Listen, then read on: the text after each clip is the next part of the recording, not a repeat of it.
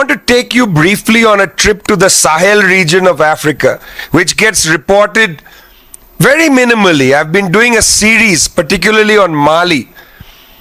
You know, it's interesting. The Europeans right now are in a flap about the question of NATO.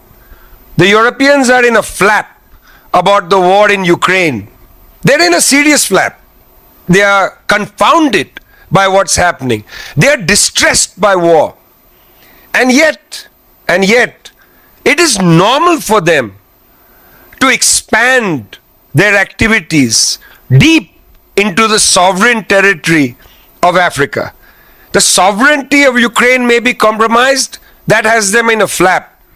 But nobody in those same European circles was in a flap when NATO decided to go beyond the UN Security Council resolution 1973 and destroy Libya. The destruction of that country, which resulted in serious destabilization of the Sahelian states, Mali, Niger, even southern Algeria, Mauritania, and so on. When the French invaded Mali through Operation Barkhane in 2013, nobody was in a flap. In fact, they said the French are part of the war on terror.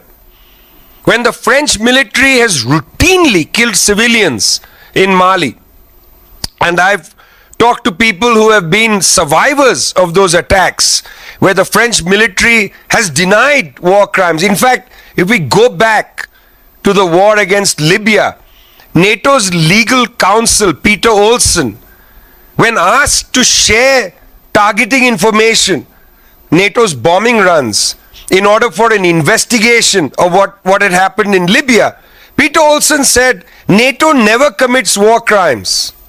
NATO never commits war crimes. It is in fact impossible for NATO to commit war crimes.